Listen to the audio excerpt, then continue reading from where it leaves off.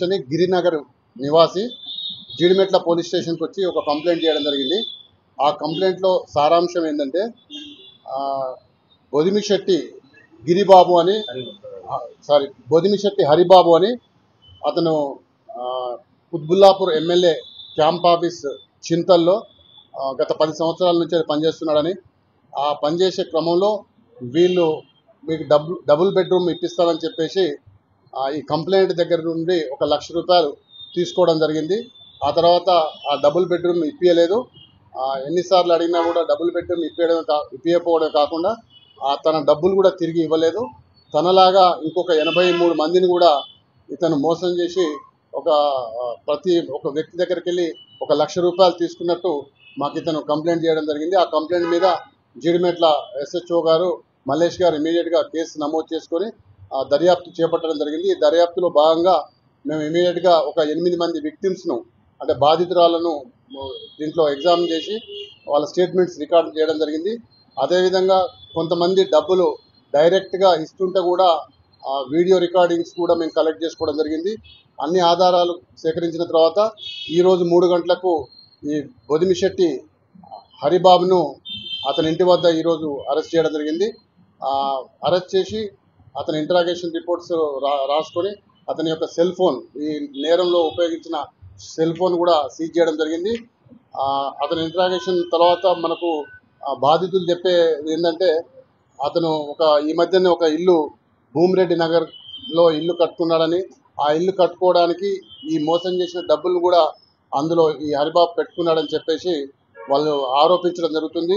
ఒకవేళ నిజంగా మా విచారణలో ఆ విధంగా తేలితే ఆ ఇల్లును కూడా మేము సీజ్ చేయడం జరుగుతుంది. కోర్టుకు ఆ ప్రాపర్టీ కూడా హ్యాండ్ ఇవ్వడం జరుగుతుంది. ఈ కేసులో వీళ్ళే కాకుండా ఇంకెవరైనా బాధితులు ఉన్నా కూడా రావాలని చెప్పి ముందుకొచ్చి మాకు స్టేట్మెంట్ ఇవ్వాలని చెప్పి విజ్ఞప్తి చేయడం జరుగుతూ ఉంది. అయితే ఈ కేసులో ఈ హరిబాబుతో పాటు ఇంకెవరైనా పాత్ర ఉందా అనేది కూడా పూర్తిగా మేము విచారించి లోతుగా దర్యాప్తు చేసి చర్యలు తీసుకుంటాం. మనకి ఇప్పటివరకు ఏం రాలేదు. అందుకనే ఇతను పైన ఎవరు ఉన్నారా, కింద ఎవరు ఉన్నారా, అన్ని ర్యాంకులలో కూడా అన్ని విధాలుగా లోతుగా విచారించి చర్య తీసుకుంటాం. నాకు ఇప్పటివరకు అలాంటి ఏమి రాలేదు ఇన్ఫర్మేషన్, ఇన్పుట్స్. మంది బాధితులు అని చెప్పి మనకు దర్యాప్తులో చెప్పారు. అందులో ఒక 8 మంది విక్టిమ్స్ ఆల్రెడీ మనకు ముందుకు వచ్చి స్టేట్మెంట్స్ ఇవ్వడం జరిగింది. వాళ్ళ ప్రతి మనిషి దగ్గర కూడా 1 లక్ష రూపాయల చొప్పున తీసుకున్నట్టు. ఇంకా మిగతా బాధితులను కూడా కలెక్ట్ చేసి వాళ్ళని కూడా ఎగ్జామిన్ చేస్తారు.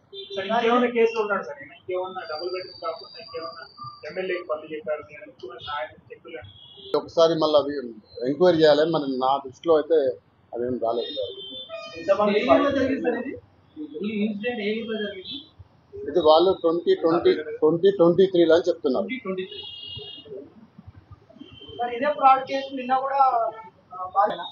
అవును, శ్రీధర్ అనే మల్లేశ్వర్ అనే ఒక అమ్మాయి కంప్లైంట్ చేసింది. దాని మీద కూడా కేసు నమోదు చేసుకోవడం జరిగింది. దాన్ని కూడా దర్యాప్తు చేపడతాం.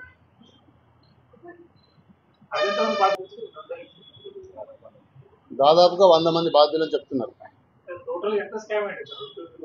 ఇంకా పూర్తిగా విచారిస్తే కానీ తెలియదు. ఇప్పుడే ప్రాథమిక దశలో ఉంది కదా. అందరు బాధితులు వచ్చి మాకు చెప్తే మాత్రం అది 80 లక్షలు అవుతుంది. ఇలా ఎవరిని కూడా నమ్మి మోసపోవద్దు. ఎందుకంటే ఏదైనా ప్రభుత్వ పరంగా ప్రభుత్వమే చేస్తుంది. మధ్యవర్తులు, దళారులు లేకపోతే ఎవరి పాత్ర ఉన్నా ఇది కరెక్ట్ కాదు. మేము లోతుగా ఎందుకు విచారించాము? రిమాండ్ అనేది 24 గంటలలో ప్రొడ్యూస్ చేయాలి. మళ్ళీ మేము అవసరమైతే మేము పోలీస్ కస్టడీ తీసుకొని పూర్తిగా విచారిస్తాం. ఆ కేసు లేదు, వేరే కేసులో. మాజీ మంత్రి సంబంధించిన లెటర్లు ఇచ్చిన బాధితులు డబ్బులు ఇచ్చినామని చెప్పి చెప్తున్నారు. అది మనకు